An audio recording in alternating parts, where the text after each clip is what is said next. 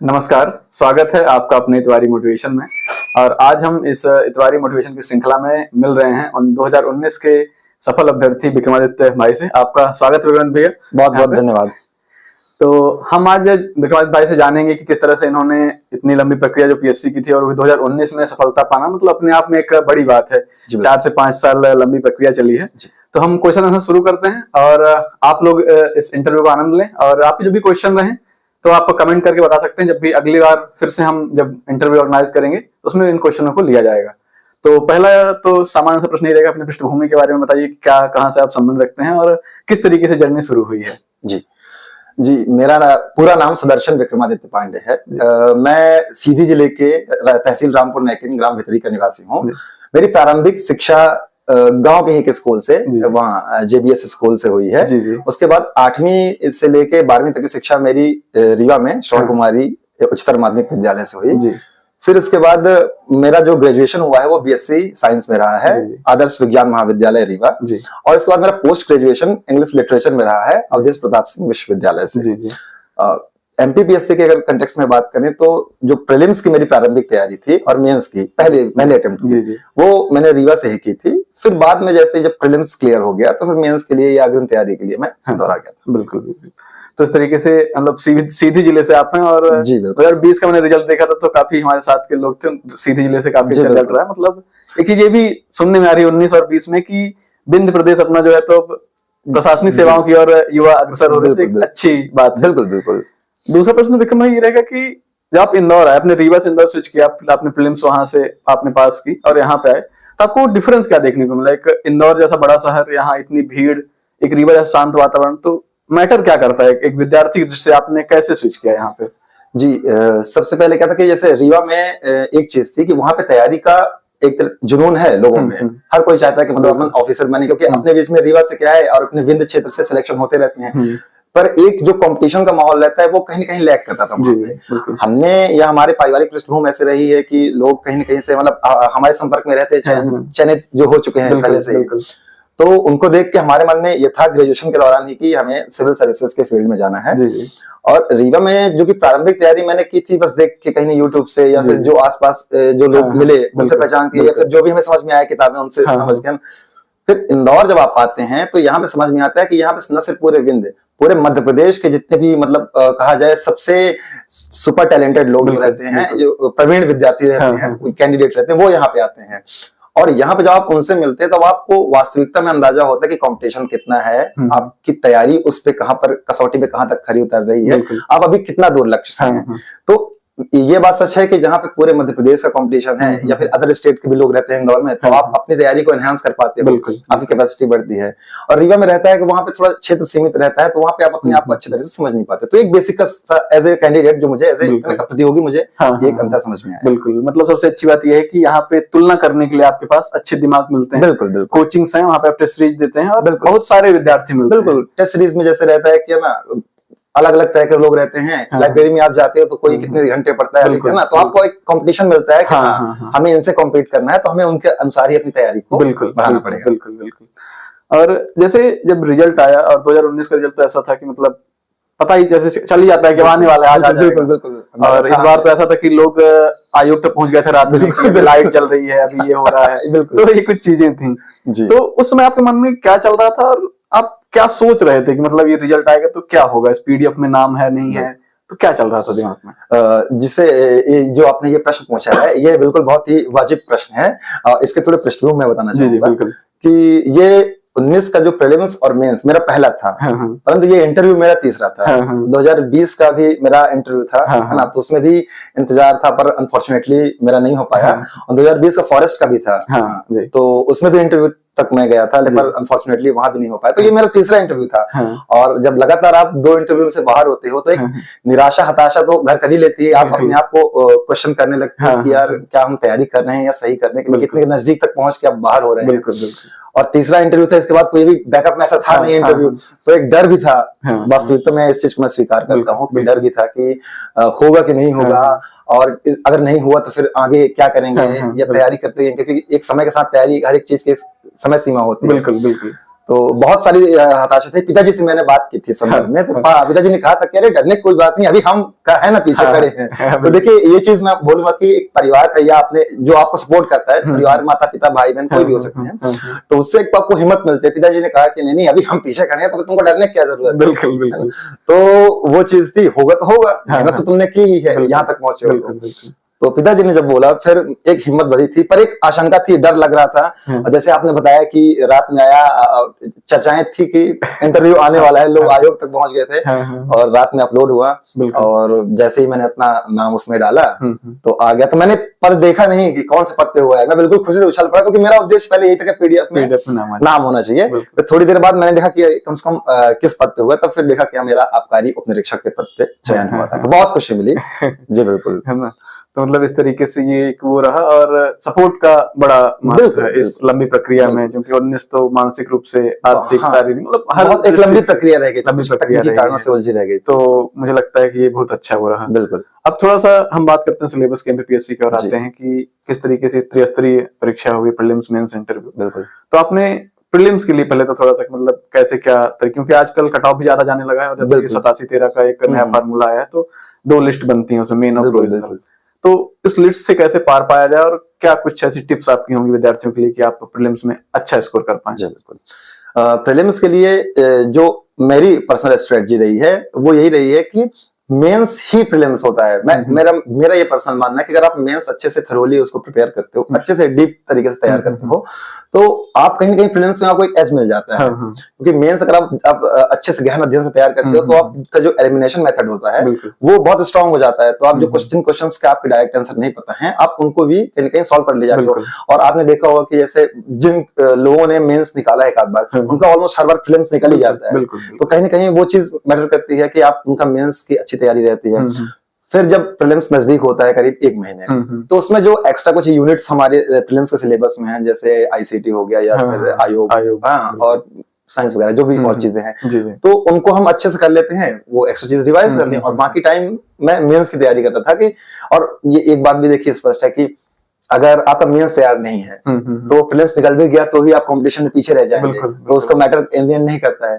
तो मैं आप सभी को यही मेरी जो पर्सनल सजेशन है कि मेंस को अच्छे से तैयार करें, पूरा मेंस अच्छे से कर लें, और जब प्रीलिम्स का समय आए 1-1.5-2 महीने बाकी हैं, तो फिर आप प्रीलिम्स में जो एक्स्ट्रा चीजें बाकी हैं उनको उनके बारे में तैयारी करें, टेस्ट सीरीज लगा सकते हैं अपने जो आपको सही लगे। तो प्रीलिम्स के लिए आप प्रैक्टिस कर सकते हैं, और सबसे बड़ी बात तो ये कि जो प्रीलिम्स है वही मेंस है। यदि प्रीलिम्स का एक रास्ते के तौर पे आप इस्तेमाल कर सकते हैं, लेकिन जो आपका तय करेगा, पद तय करेगा, वो मेंस में तय होगा। प्रीलिम्स के नंबर वगैरह भी जुड़ते वगैरह नहीं है, जो मेंस है उसी से मेरिट वगैरह मेरिट बनती है। तो मुख्य परीक्षा के लिए आपने टेस्ट सीरीज कहीं पे लगाई थी कोचिंग्स में? हाँ, टेस्ट सीरीज मैंने यहाँ पे आके दी थी। टेस्ट सीरीज क्या होता है कि जब वहाँ पे बिना टेस्ट सीरीज से कि आप क्या कंपटीशन में कैसे लिखना है, एग्जाम हॉल में कैसा प्रेशर होता है, उस प्रेशर को झेलने की आदत आपके अंदर मतलब नहीं रहती, आपको पता नहीं होता है। टेस्ट सीरीज में आते हैं, आप जब क्लासरूम में बैठ के लिखते हैं, और जितने भी लोग वहाँ पे रहते हैं सब लोग मेंस की तैयारी करते रहते हैं ना, वो भी आपके साथ एग्जाम में बैठेंगे, तो उनके साथ पहले से टेस्ट सीरीज में आंसर राइटिंग करना कहीं ना कहीं आपकी तैयारी को बहुत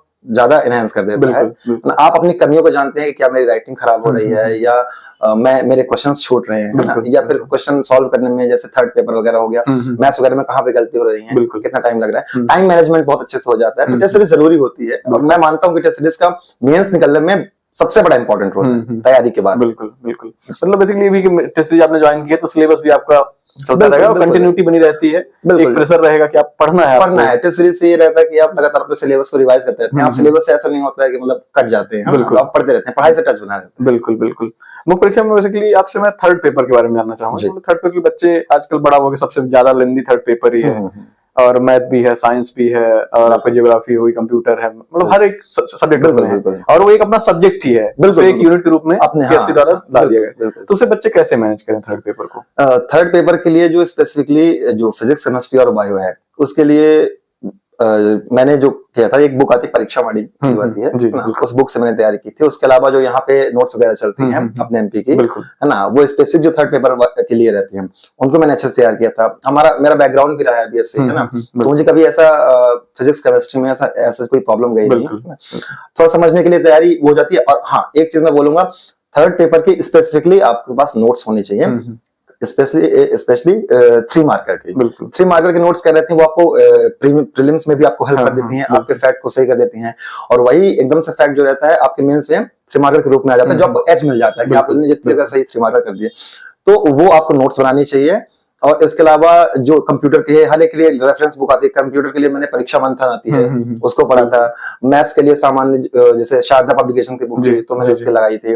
इसके अलावा जो 6 यूनिट है हेल्थ की नोट्स आती हैं, और इतनी सारी गवर्नमेंट की वेबसाइट हैं, जैसे महिला बाल विकास विभाग की और मंत्रालय की जो भी वेबसाइट, तो उसमें आपको योजनाएं सारी मिल जाती हैं, नोट्स चलते रहते हैं, आपको हर एक व्यक्ति के लिए यहाँ मार्केट में अवेलेबल है, इजिली आप ले सकते हैं। 7th जो पेपर है जिसमें वो है रिसर्च इंस्टीट्यूट, बिल्कुल उनके लिए भी नोट्स नॉर्मल आते हैं, या फिर लूसेंट है, लूसेंट में भी अच्छे से लिखा हुआ है, तो आप वो कर सकते हैं। और इसी तरह बाकी जो 8th एनर्जी वगैरह भी है, वो उसके लिए परीक्षा मानी की एनवायरमेंट की बहुत अच्छी बुक आती है, वो कम्प्रिहेंसिव उसमें उसने पूरा कवर किया है, तो वो अपन कर सकते हैं। और जियोलॉजी में मेरा ग्रेजुएशन में था, मैंने उसकी नोट्स भी पढ़ी थी, पर मेरा ग्रेजुएशन में जियोलॉजी भी था, तो उसमें भी मुझे कोई ऐसा कोई प्रॉब्लम, मतलब निश्चित सोर्स करके, और थर्ड पेपर की अलग अपनी पर्सनल नोट्स होनी चाहिए, क्योंकि थर्ड पेपर में आपको आखिरी में हो जाता है कि हम हिस्ट्री या पॉलिटी पढ़ते रह गए, इतना टाइम दिया। थर्ड पेपर जो है जहाँ पे आपको मतलब लोग अक्सर कभी कभी डिस्क्वालीफाई हो जाते हैं, बहुत अच्छा नंबर स्कोर किया फर्स्ट सेकंड पेपर में, लेकिन थर्ड पेपर में क्वालिफाइड जितने नंबर चाहिए मार्क्स उतने ला पाते, तो पूरी मेहनत बेकार हो जाती है। तो थर्ड पेपर को आपको विशेष रूप से टारगेट करना है। और एक चीज और कहूंगा कि जो प्रीलिम्स में कई लोगों को गलत होते हैं, तो जो साइंस के क्वेश्चन रहते हैं वो अक्सर लोग ना प्रीलिम्स में नहीं हो पाता, तो अगर आप थर्ड पेपर तैयार करते हैं अभी से अच्छे से, तो ऑब्वियसली वो वहां पे प्रीलिम्स में भी आपको बहुत हेल्प करता है। बिल्कुल तो इस तरह से आप अपने नोट्स बना के एक प्रॉपर मटेरियल इकट्ठा करके अपनी तैयारी थर्ड पेपर के लिए कर सकते हैं। तो मुख्य परीक्षा का ऐसा विशेष वो रहा। और सबसे अच्छी बात मैं बताना चाहूँ आप लोगों को, इंटरव्यू में विक्रम भाई के जो है तो 152 नंबर मिले थे, जो कि अपने आप में मतलब, क्योंकि अपन जो लिस्ट देखते हैं तो बहुत कम नंबर होता है, लगता है कि मेंस में इतने हैं, ये ऐसा हुआ। तो आपका इंटरव्यू किस बोर्ड में था और क्या पूछा गया उसमें, इसके बारे में थोड़ा सा? बिल्कुल मेरा इंटरव्यू रैकवार सर के बोर्ड में था, और रैकवार सर के पास जैसे ही मैं गया तो काफी स्ट्रेट फॉरवर्ड है, जो मुझे लगा। मेरा तीसरा इंटरव्यू था, और तीनों हर बार अलग अलग बोर्ड मेंबर के था। तो रैकवार सर के साथ मेरा पहला इंटरेक्शन था, तो उन्होंने पूछा कि आते ही कि है ना अपना पूरा नाम और अपनी बैकग्राउंड डिटेल्स बताइए। तो मैंने उनको बताया जो मैंने अभी इंटरव्यू के शुरुआत में बताई, और फिर बोले कि उन्होंने कहा कि मतलब तैयारी कहाँ से की हो? सर मैंने रीवा से ही तैयारी की है, इनिशियल तैयारी। फिर वो उन्होंने जो पूछा कि कौन सा अटेम्प्ट है, जो उनका मेन सबसे ज्यादा इंपॉर्टेंट क्वेश्चन था, तुम्हारा कौन सा है? मैंने कहा सर ये तीसरी बार मैं बोर्ड मेंबर के सामने आ रहा हूँ। तो उन्होंने पूछा कि पहली बार किसके किसके में था, तो फिर मैंने बताया। फिर उसके बाद उन्होंने मेनली 2 क्वेश्चन पूछे। वो शायद इतना रहता है कि वो 2 क्वेश्चन में 1-2 क्वेश्चन ही रैकवार से पूछते हैं, और भी जो लोग जिन्होंने दिया है उनको भी पता है कि वो लिमिटेड क्वेश्चन पूछते हैं, उसी के बेसिस पे वो एनालाइज करते हैं। तो उन्होंने 2 क्वेश्चन पूछे थे कि पहला एक था कि जो जिले के नाम बदलने की प्रोसेस क्या होती है, एक ये क्वेश्चन था बताइए, और एक दूसरा पूछा था कि हेट स्पीच क्या होती है, इसके बारे में बताइए, और करंट में वो कैसे हमारी पॉलिटिक्स को हार्म कर रही है। बस 2 क्वेश्चन थे, बाकी बोर्ड मेंबर्स जो थे उन्होंने अलग अलग पूछा। तो इस तरह से मेरा इंटरव्यू गया। लास्ट क्वेश्चन क्या था आपके इंटरव्यू में? लास्ट क्वेश्चन था, हाँ लास्ट क्वेश्चन जो मेरा था, एक जो बोर्ड मेंबर थे उन्होंने पूछा था कि अगर महाभारत और रामायण इनमें 3 सिमिलरिटीज क्या हैं, वो बताइए आप। अच्छा तो वो मैंने बताया, उसको आंसर किया, तो वो उससे मतलब संतुष्ट समझ में आया। फिर उन्होंने बोला कि आप सकते हैं। और मेरा इंटरव्यू एक चीज और मैं क्लियर करना चाहूंगा, 9 से 10 मिनट चला था, ऐसा नहीं कि बहुत बड़ा चला था। जो इससे पहले वाले मेरे 2 थे वो 20-20 मिनट चले थे, पर पता नहीं क्या हुआ कि उसमें नहीं हो पाया, और ये वाला सिर्फ 9 से 10 चला था। तो इतने कम समय में जब चलता है तो आपको लगता है ना, डाउट आता है क्या होगा। हाँ मतलब बहुत ही नॉर्मल, एक हमारे पास भी एक धारणा रहती है कि बहुत बड़ा इंटरव्यू चला है, लंबा, मतलब अच्छा, बहुत अच्छा गया है। तो मैं थोड़ा सा इतना श्योर नहीं था कि मुझे इतना नंबर मिलेगा, पर जितने उन्होंने क्वेश्चंस पूछे थे सभी मैंने आंसर कर दिए थे, तो उसका रिजल्ट सामने। बिल्कुल। तो इस तरह से मेंस इंटरव्यू का रहा। और बच्चों के लिए इंटरव्यू क्या, मतलब नॉर्मली लोग इंटरव्यू तैयारी तभी करते हैं जब रिजल्ट मेंस का आ जाता है, उसके बाद मतलब अपन भोला राम की बात करें तो टाई बेल्ट और ब्लेजर दिखने लगता है। मतलब कई बार तो ऐसा, कई मित्र हमारे साथ थे मतलब पहली बार वो पूरा फॉर्मल पहन रहे थे, तो चलने में दिक्कत होती थी, ये सब चीजें होती थी। तो क्या सजेशंस क्या होने चाहिए कि मॉक ज्यादा दिए जाएं या अपने डैप को ज्यादा प्रिपेयर किया जाए जी। या जो क्वेश्चंस उसमें करंट में चल रहे हैं वो किया जाए, तो इसके बारे में थोड़ा सा। मैं कहूंगा कि तीनों चीजें हाँ। मैं बोलूंगा हाँ। कि देखिए मॉक देने से क्या होता है, जहां तक मैं अपनी बात कर रहा हूँ तो मैं पब्लिक स्पीकिंग वगैरह करता रहा हूँ स्कूल से, है ना, डिबेट। अच्छा। हाँ, कब मुझे कभी, है ना, मैं इंटर कॉलेज तक भी गया हूँ, यूनिवर्सिटी लेवल तक मैंने अपने कॉलेज को रिप्रेजेंट किया है स्पीच में और डिबेट में भी, स्कूल को मैंने रिप्रेजेंट किया है और मैंने असेंबली को मतलब संबोधित किया है। तो मुझे कभी बोलने में ऐसे कोई डर या हिचकिचाहट या कभी ऐसा कुछ आया नहीं। तो वो चीज मेरे लिए प्लस पॉइंट एक चीज थी। और जिन लोगों के साथ ऐसा होता है कि उन्हें थोड़ा सा प्रॉब्लम जाती है, तो आप ज्यादा से ज्यादा मौक दीजिए, मतलब इतने मौक तो दीजिए ही कि जिससे आपको जो डर है वहां जाने का, वो डर से आप कम से कम छुटकारा पा सकें, आप नॉर्मल हो सकें। और डेफ तो देखिए जरूरी होता है क्योंकि वो आपका पूरा बायोडेटा उसी में रहता है, अपने बैकग्राउंड, ग्रेजुएशन, सब कुछ। तो डेफ में हर एक चीज तैयार करना है। ग्रेजुएशन आपने जो भी किया, ग्रेजुएशन और पोस्ट ग्रेजुएशन, वो आप बिल्कुल तैयार करें। आप पूरे सिलेबस जितना भी है उसको पढ़ लें, क्योंकि मेरे जो इंग्लिश लिटरेचर मेरा पोस्ट ग्रेजुएशन था और ग्रेजुएशन में मेरे जियोलॉजी था, तो उन्होंने भूकंप और रिसेंट में जितने भूकंप आए थे और टर्की में जो भूकंप आया था उसका बेसिक क्या था, वहां पे कौन से प्लेट्स हैं, ये भी उन्होंने पूरा पूछा था। और उन्होंने मेरे इंग्लिश लिटरेचर से मैकबेथ के बारे में पूछा था, है ना, मैकबेथ का कैरेक्टर कौन कौन से हैं। अच्छा। ये चीजें पूछे थे। तो ये चीज समझ में आया कि आपका जो बैकग्राउंड है पीजी या फिर यूजी, उसको आप अच्छे से तैयार करें, इंग्लिश हो गया, डेफ अच्छे से तैयार करें और मॉक तो देने से रहता ही है बिल्कुल। और रही बात जो ड्रेसिंग की, तो ऑब्वियसली सबके लिए जो फॉर्मल रहता है, हाँ ऐसा हो सकता है कि आप मॉक देने के लिए फॉर्मल में जा सकते हैं, फिर जो कोट पैंट टाइप वगैरह रहता है उसको आप मेन इंटरव्यू जिस दिन है बिल्कुल। मतलब कुल मिला के 2-3 चीजें मैंने निकाली इंटरव्यू से कि पहला तो टाइम का बिल्कुल वो नहीं है कि आपका इंटरव्यू ज्यादा लंबा है, बिल्कुल नहीं, ये मैं अपने पर्सनल अनुभव से बता रहा हूँ और जो मेरे सारे दोस्त हैं वो सब जानते हैं। जब मैं दे के आया था, आप सुन रहा हूँ, तो मैंने कहा था यार तीसरा वाला भी लगता है ये भी बेकार चला गया, मेरा सिर्फ 8 से 9 मिनट चला होगा, है ना। तो मैं बिल्कुल श्योर नहीं था इस बारे में, यार पता नहीं इस तरह इंटरव्यू गया है और पता नहीं इसमें क्या होगा, पर देखा रिजल्ट आपके सामने है ना। तो ये चीज तो क्लियर हो गई कि टाइम कितना चलता है इससे कोई नहीं है। मेरा फॉरेस्ट का जो इंटरव्यू था वो मेरा 22 से 25 मिनट चला था। रिजल्ट पीडीएफ में नाम नहीं है तो फिर कोई क्या मतलब उसका। तो ऐसा है कि अगर इंटरव्यू कम ज्यादा चलने से कुछ नहीं होता है, अगर उनको एनालाइज करना है, वो इतने एक्सपीरियंस रहते हैं तो वो बिल्कुल समझ जाते हैं कि है ना क्या उनको देना है, कैसे उसके हिसाब से मार्किंग करते हैं। बिल्कुल। तो इस तरीके से पूरा एक एमपीएससी के बारे में चीजें नहीं, प्रीलिम्स, मेंस और इंटरव्यू कैसे का तैयार किया जाए। और अब इस इंटरव्यू का आखिरी क्वेश्चन है कि एक स्टूडेंट लाइफ जी, फिर एक परिवार जी, फिर साथ में दोस्त भाई, ये 3 चीजें बिल्कुल चलता है। और लड़कों के मामले में मैं देखता हूँ कि कुछ ज्यादा रहता है बिल्कुल, मतलब कोई कहीं जा भी रहा है तो उसके पास जाना है, उसको छोड़ने जाना है, तो ये एक बड़ा वो रहता है। तो इनके भी सामंजस्य कैसे, जैसे इंदौर में आप आए होंगे तो यहाँ पे एक आपका अलग ग्रुप बना होगा, एक कॉलेज का अलग ग्रुप होगा, स्कूल का भी होगा ही, रीवा जाते हैं वहाँ एक अलग माहौल रहता होगा।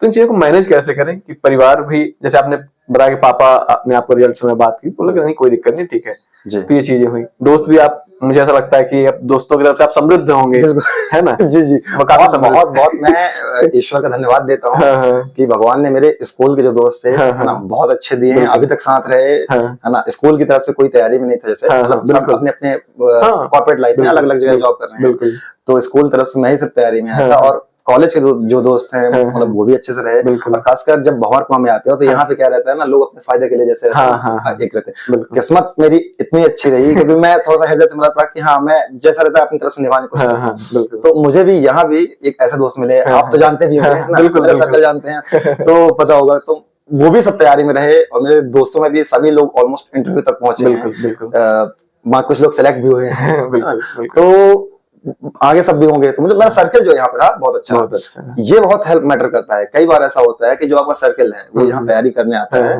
और उनका इंटेंशन यहाँ पे आने का कुछ और है, मतलब बिल्कुल आप तैयारी करने आए लेकिन वो तैयारी आपका सेकेंडरी टर्शरी हो गया है, प्राइमरी वो नहीं रह गया। बिल्कुल जो मेरा ग्रुप था उसमें प्राइमरी अपनी तैयारी थी, आके मिलना, हंसी मजाक जो होता है। तो अगर आपका ग्रुप सही है तो आपकी तैयारी और अच्छी ज्यादा इनहांस होगी, है ना। आपकी तैयारी में थोड़ा ज्यादा इजाफा होगा, नॉलेज में इजाफा होगा। और जो फैमिली जो सब परिवार वगैरह रहते हैं ये सपोर्टिव वगैरह रहते हैं। क्या होता है कि कई बार ऐसा होता है कि जो आप जब गांव घर जाते हैं तो वहाँ पे आप क्वेश्चन करने मिलते हैं क्योंकि उनको पता नहीं होता है कि एज सच की तैयारी कैसे की जाती है। तो वहाँ पूछते हैं कि कैसे क्या हो रहा है ना, कब तक टाइम लगेगा, अब तो भाई नौकरी चाकरी किए कि नहीं किए, ऐसे क्वेश्चन आते हैं। तो उसमें मेन रहता है कि जो आपका निजी परिवार है, जैसे मम्मी पापा भाई, जो मैं मानता हूँ ना, और वो कितने सपोर्ट करते हैं। जैसे यहाँ पे मेरे परिवार के साथ मेरे जो चाचा हैं, है ना, प्रवीण पांडे जी, वो सुप्रीम कोर्ट में एडवोकेट हैं।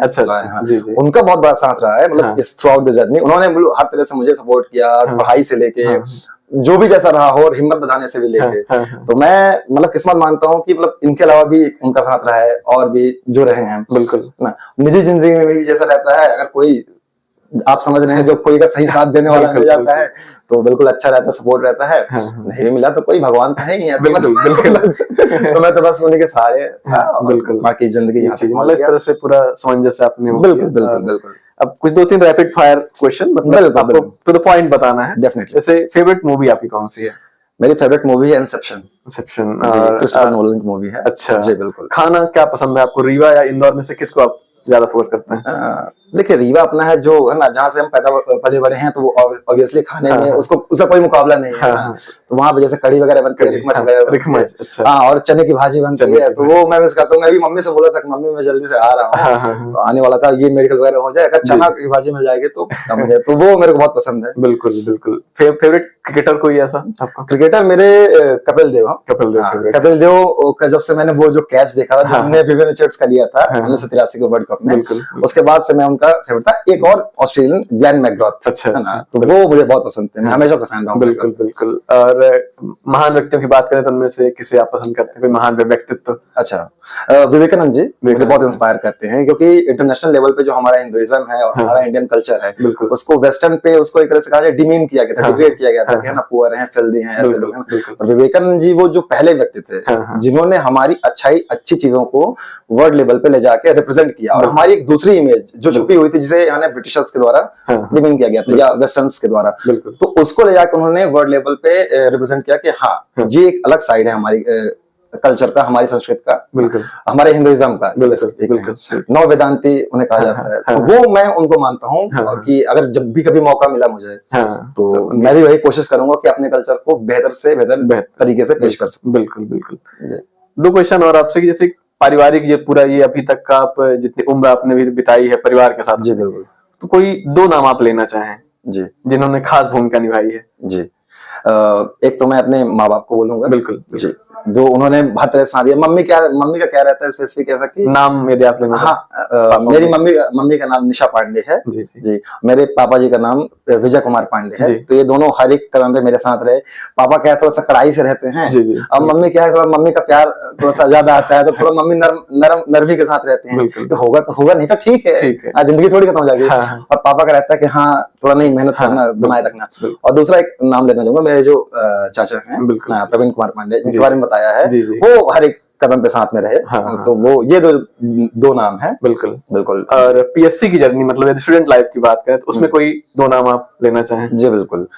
एक मेरा नाम जैसे यहाँ पे अर्पित, एक मेरा मित्र है, जो मेरे कॉलेज का मित्र है, वो यहाँ पे मेरे साथ आया था। पहले मैं अकेले आया था, फिर वो बाद में जब दोबारा आया तो वो भी शिफ्ट हो गया था। अच्छा। तो फाइनेंशियली जब भी कोई जरूरत पड़े, कुछ भी हो ऐसा, तो एवरी टाइम, मतलब ऐसा कभी नहीं हुआ कि मुझे जरूरत पड़ी। अगर बोला कि हाँ भाई 1000 भेज दे, तो बोला हाँ ठीक है चेक कर, ऐसा, या 1500 भेज दिया, 500 भेज दिया, 50 भेज दिया, यूपीआई नहीं। बिल्कुल। तो हर एक टाइम पे ऐसा कभी नहीं रहा कि मुझे मतलब फाइनेंशियली, मतलब घर से सपोर्ट मिलता था, लेकिन कभी ऐसा हो जाता है कि जैसे आता है ना, अब हर कोई जो यहाँ पे स्टूडेंट बाहर रहते हैं, उनको लगता है कि घर से लिमिटेड आता है, तो आपको उसी में एडजस्ट करना, तो कभी ऐसी जरूरत पड़ी, तो मुझे उस चीज में कभी चिंता करने की जरूरत नहीं पड़ी। तो एक अर्पित, और एक यहाँ पे मेरी मित्र है स्वाति शर्मा नाम। अच्छा। तो वो रही साथ में, उन्होंने हर एक टाइम पे जो गाइड किया, और पूरे एकदम से, क्योंकि वो पहले भी 18 में इंटरव्यू दे चुके थे, 19 में भी उनका इंटरव्यू था। तो इस तरह से वो सपोर्ट, मतलब एक रहता है गाइडेंस मिलते जाओ, आते हो रहता है।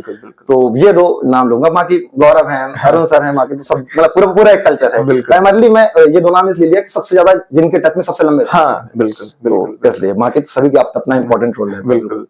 तो कुल मिला के आपको भी ये सीखना है कि एक सपोर्ट सिस्टम तैयार करना है, कुछ ऐसे लोग तैयार करने हैं आसपास जो आपको सहयोगी के रूप में रहे।